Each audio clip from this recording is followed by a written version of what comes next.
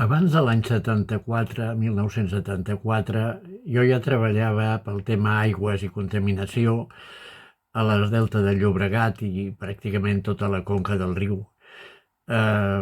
Passaven coses i es contaminaven les aigües, els pous, i l'aigua superficial del riu Llobregat doncs, estava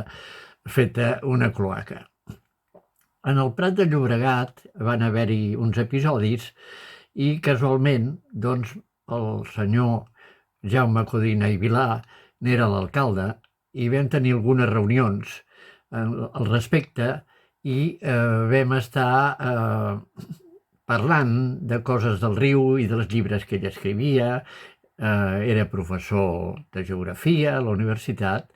i era molt actiu. Per tant, doncs, vam tenir una presentació molt agradable i ens vam veure durant bastants anys. Em va regalar un llibre que havia fet, petitet, que on hi havia un llistat de les riuades i de les sequeres,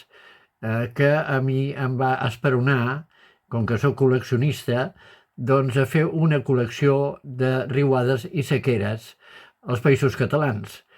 D'això doncs, hi he estat continuant fent-ho, el que passa que per circumstàncies familiars ho tinc una mica aturat. En quant a aquesta situació, doncs va continuar amb altres municipis del Baix Llobregat i del Delta de la Vall Baixa i aquesta ha sigut una de les feines que he fet durant molts anys.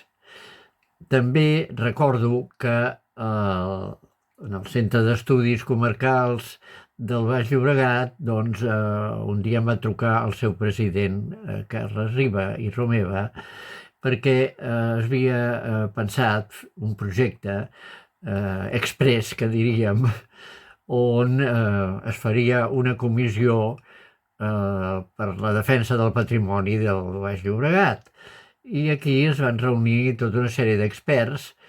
amb serrells cum laude que ens reuníem periòdicament i triàvem elements del patrimoni de diverses categories i recordo que per la primera que teníem que fer, que era l'òpera prima, doncs es va escollir el Canal de la Infanta. Aquest Canal de la Infanta, com ja sabeu, doncs és molt conegut ara per la població, però en aquells moments doncs, els municipis, per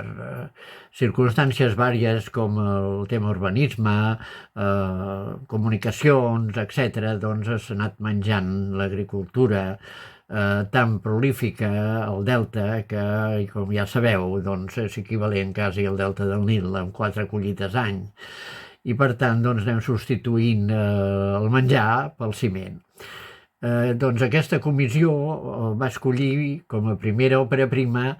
el Canal de la Infanta i hi ha uns estudis, com ja sabeu, s'ha publicat un llibre, s'ha fet una agenda de caminades per diferents trams del canal perquè els més interessats, o la gent normal de les poblacions, amb els nens, puguin fer excursionetes per trams diferents que hi han i comprendre d'alguna mica el que va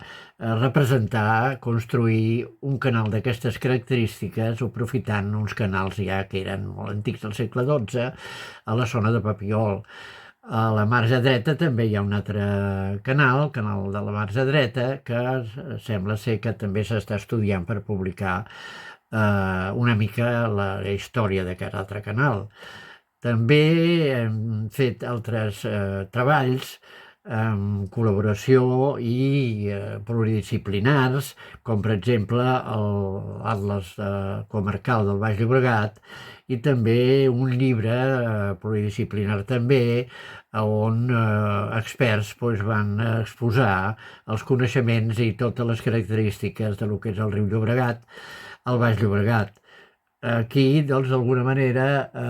tindríem que pensar que el centre d'estudis és un objectiu molt important i que els treballs que ha anat fent seran recordats a la història del Delta del Llobregat i del Consell Comarcal i els municipis que el representen i, per tant, us felicito i us desitjo com a mínim 50 anys més d'èxits i publicacions. Molt bé, moltíssimes gràcies.